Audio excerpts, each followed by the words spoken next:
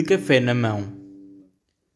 Hoje apresentamos a primeira rúbrica do De Café na Mão com Mateus Rosário e João Assunção.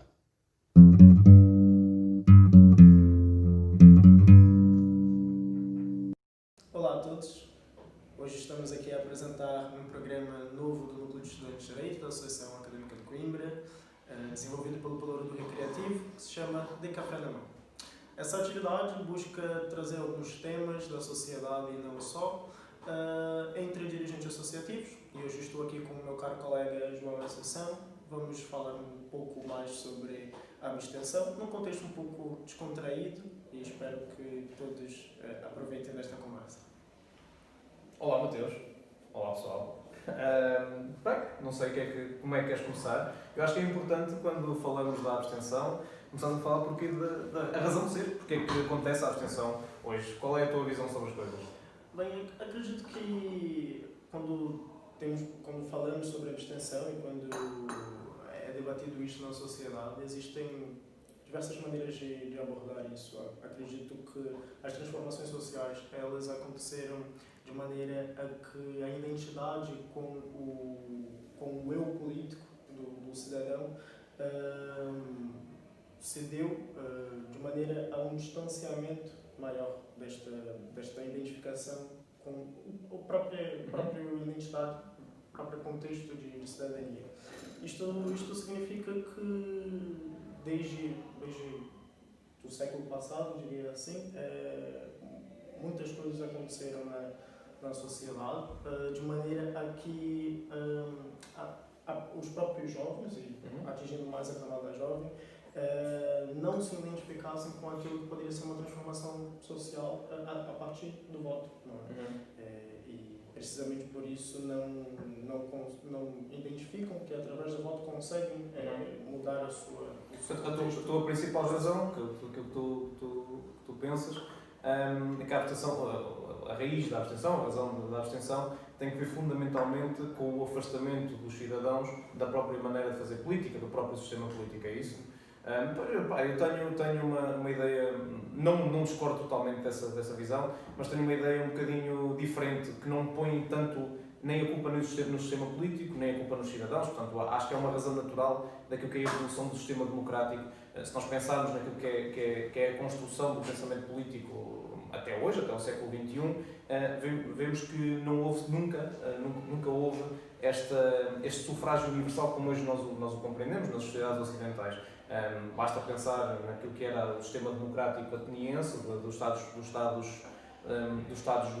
cidades-estado gregas, que percebemos que de facto ali não existia um sufrágio universal, existia um conjunto de cidadãos bem delineados, com determinadas características socioeconómicas, que de facto podiam exercer o seu direito político de voto e de participação política propriamente dita.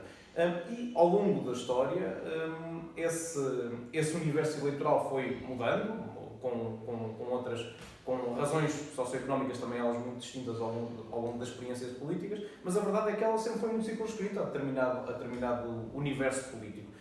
E esse universo político, por razão também razões socioeconómicas, tinha particulares interesses naquilo que era a sua participação política. Basta pensar num cidadão grego, num cidadão ateniense, na Grécia Antiga, quando exercia a sua participação política, não exercia também como bem comum, como uma lógica de bem comum, de interesse coletivo, mas exercia fundamentalmente tendo em conta os seus interesses pessoais, os seus interesses egoísticos. E, portanto, há de facto uma aproximação muito clara daquilo que era a participação cívica, a participação política, com aquilo que era um interesse egoístico, de eu querer salvaguardar os meus direitos de propriedade, os meus direitos de fazer a guerra, ou o meu direito de poder governar determinado Estado, determinada cidade-Estado. E a partir do século XX, dá-se uma mudança radical, que é o sufrágio universal, sem ter em conta o género, sem ter em conta a classe socioeconómica que a pessoa ocupa. Portanto, abre-se totalmente e sem limitações, felizmente, claro, a todas as pessoas para poder exercer o seu direito de voto. Claro, isso é natural que quando o objeto ou o universo político abre e, portanto, se dá a capacidade de sufrágio existe uma capacidade de sufrágio universal, é também natural que as pessoas que antes estavam afastadas e que não têm a formação política, não tinham a formação política para participar naquele contexto político, também não se sintam propriamente integradas no sistema. Portanto, eu acho que a abstenção é uma condição mais ou menos natural daquilo que são os sistemas políticos ocidentais hoje, os sistemas democráticos atuais. Tanto é que não podemos integrar, e isso também, por exemplo, a tua experiência do teu país, do Brasil, mesmo com uma condição de voto obrigatório, também continua a ter algum tipo de abstenção, certo? Era precisamente sobre isto que queria colocar. Quer dizer, no Brasil, por exemplo, nós estamos condicionados a ter que votar obrigatoriamente e ainda assim os índices e as taxas de abstenção são muito altas. Posto isto, de que maneira que esse alargamento do universo político e ainda com condicionantes de um voto obrigatório ainda encontra uma taxa de abstenção muito alta, o que é que identificas que é o fator ali preponderante para essa falta de participação política? Eu acho que a principal razão de que, de facto, os cidadãos, ou haja uma grande percentagem de cidadãos que não vão às urnas votar, ou que até se abstêm, não só no momento eleitoral, mas da participação política no seu todo, no seu dia-a-dia, tem que ver essencialmente com a formação política. E acho que o sistema democrático, para poder continuar a ser, para continuar a garantir um sufrágio universal, para que de facto não haja um governo de uma maioria abstencionista, portanto que a abstenção comece a ser ela própria o governo de uma sociedade, a melhor forma de contrariar isto é dar formação política às pessoas. E isso parte, não só, evidentemente, no núcleo essencial, no núcleo familiar, portanto é onde se faz a primeira educação de base, como qualquer cidadão, mas essencialmente nas escolas. A participação e a consciencialização cívica política tem que ser dada nas escolas, tem que ser feita nas escolas. Porque a partir do momento em que existe uma formação política e que se alerta para o cidadão, de facto, a importância de participar politicamente, não diz respeito apenas a um cumprimento de um interesse pessoal, mas também a um cumprimento de um interesse coletivo, de poder viver numa sociedade democrática. Isso é fundamental. É fundamental alertar para qualquer cidadão que isso é muito importante fazê-lo. E, portanto, acho que a melhor forma de prevenir a abstenção naquilo que é um sistema democrático, com um sufrágio universal, é dar formação política, cívica a todos os cidadãos. E, portanto, e não deixar essa formação apenas para aqueles cidadãos que, de facto, têm a capacidade de forma autónoma, porque as suas famílias têm, de facto, uma condição socioeconómica muito mais favorecida, de dar essa formação autónoma dentro do agregado familiar. Não, a escola aqui tem um papel preponderante para evitar a abstenção. E lá está, faz parte do contexto de formação da própria pessoa, deveria estar incluído, como diz muito bem, na escola, um pouco mais dessa formação política. Porque acontece muito, no caso da pessoa, chegar no ensino superior e ter muito contato, pelo menos eu identifico bastante isso aqui em Portugal, ter muito contato com o associativismo, ter muito contato com as estruturas que permite um pouco mais de participação política, ou pelo menos alerta aquele estudante que chega para a sua participação com o público, né? A sua participação com a política. Mas ainda no ensino superior também encontramos dentro das estruturas das associações e da académica, precisamente, uma abstenção sobre as eleições que acontecem por aqui. E acho que aqui podemos passar por um contexto de Coimbra, em que no século passado, em tempos anteriores, a participação dos estudantes era muito viva. O que aconteceu para que isto não seja tão viva como era anteriormente e para agora? Eu já estive a refletir um pouco sobre isto e acredito até que assim, tem uma parte engraçada nisto, é que antes muitos estudantes passavam cá a sua vida, não iam aos fins de semana na casa, por exemplo. Acho que isso traz laços, traz ligações com a cidade, traz ligações com as estruturas que os estudantes hoje já não têm tanto.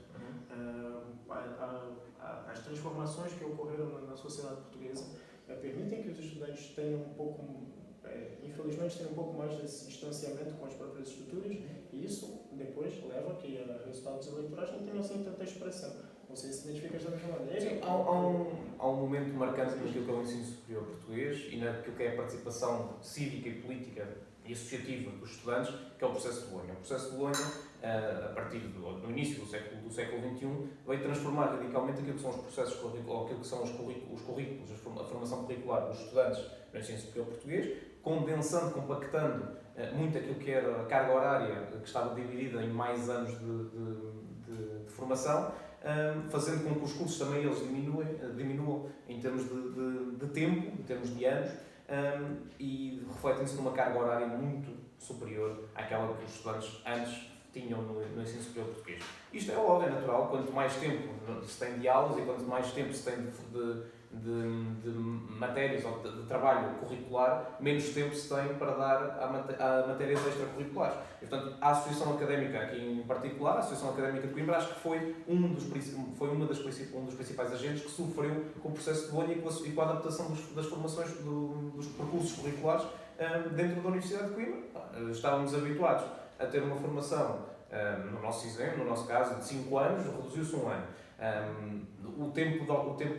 As horas de aulas ficaram muito mais condensadas em termos semanais, dando mais horas semanais de carga letiva. Isso é natural que quando estamos com tanto tempo ocupado em termos curriculares, a vertente extracurricular fica para o segundo plano ou para o terceiro, então desiste, então desaparece. Mas aquilo que se reporta uma taxa, quando se fala de uma taxa de abstenção, nomeadamente nos órgãos da Associação Académica, onde se entram os núcleos de estudantes, a Direção-Geral, a Mesa Assembleia Magna, todos os órgãos, todas as estruturas, também me parece que têm duas razões que podem obscurecer aquilo que é a verdadeira realidade. Uma primeira, que quando estamos a falar, nomeadamente dos órgãos centrais da Académica, estamos a falar de um universo eleitoral de 23 mil estudantes, cerca de 23 mil estudantes que aparecem nas folhas, nos cadernos eleitorais. Isso, sabemos, qualquer estudante que esteja aqui na cidade de Coimbra percebe perfeitamente que esse número não é o número real de estudantes que estão na cidade de Coimbra. Aqui entram pessoas que, obviamente, desde logo pessoas mais velhas, portanto, trabalhadores estudantes, portanto, que não têm uma ligação associativa tão grande à Associação Académica, pessoas que não têm, que vêm cá fazer, por exemplo, uma cadeira, 2 cadeiras, portanto já não estão dentro da academia. E eu diria que o número real da academia, portanto, pessoas que estão diariamente aqui na cidade de Coimbra, rondará à volta dos 14 mil, 15 mil estudantes. Portanto, e logo aí vemos que aquilo que era uma taxa de abstenção gigante já se reduz drasticamente se tivermos em conta aquilo que é a realidade, que todos nós conhecemos. E depois também temos de ter em conta, acho que há outra razão que se tem de ter em conta, que a Associação Académica, os seus associados efetivos, portanto aqueles que têm capacidade eleitoral, os seus associados efetivos são por serem estudantes da UC, automaticamente. E portanto é natural, nós não podemos ter a utopia, ter esse pensamento de que todos os estudantes da UC são estudantes logo com interesse associativo. Não são, podem não querer ser, simplesmente. E até não são justamente por aquilo que referiste anteriormente, da própria formação na escola não trazer isto com Claro. pessoa. Portanto, se me perguntas, há abstenção nos órgãos da academia? Claro que sim, como em todos. Agora, se é um problema tão... Primeiro, se é um problema tão gritante como é, por exemplo, numa eleição nacional, eu acho que não, numa primeira instância. E depois, acho que a participação dos elementos ativos, dos estudantes ativos que estão diariamente nas faculdades, é uma participação política muito interessante na academia. E acho que a nossa associação, a Associação Académica, e todas as suas estruturas, onde entram, obviamente, os núcleos, conseguem continuar a evidenciar-se naquilo que é o panorama associativo nacional, por ser uma academia que nunca para em termos de participação cívica, política. Daí somos campeões, sem dúvida nenhuma. E pioneiros. É importantíssimo sempre frisar. Não é? Sim. E nós acabamos de experienciar umas eleições presidenciais nos Estados Unidos, não é? E de que forma essas eleições conseguem transpor para o restante do globo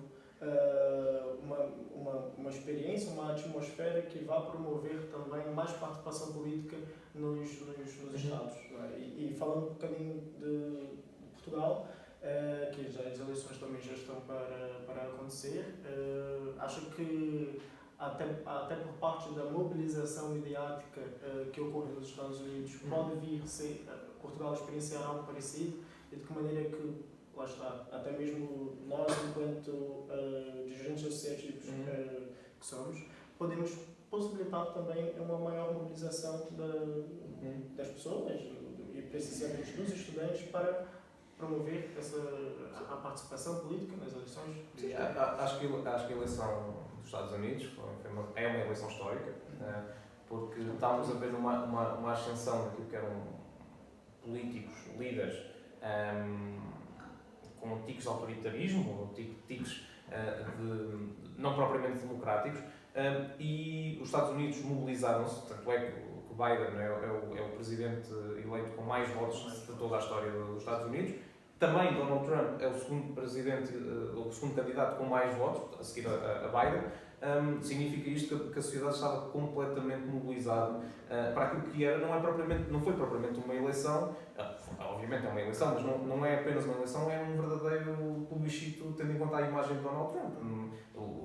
Os eleitores de Biden não seriam, muitos deles se calhar não seriam a partir de eleitores de Biden, nem sequer democratas, mas mobilizaram-se para derrotar Trump.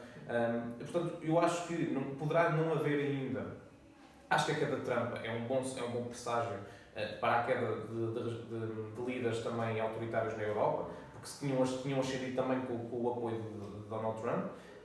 Acho que na Europa poderá ainda haver uma vaga maior de ascensão do autoritarismo, em França, por exemplo, com Le Pen, no leste, a Hungria, a Polónia, vão manter durante mais uns anos esses regimes. Cá em Portugal, com a ascensão do Chega, mas agora acho que ainda não vai haver uma repercussão na taxa de abstenção, portanto acho que ainda não vai haver uma mobilização dos cidadãos contra o problema, porque ainda, nomeadamente em Portugal ainda não é verdadeiramente um problema.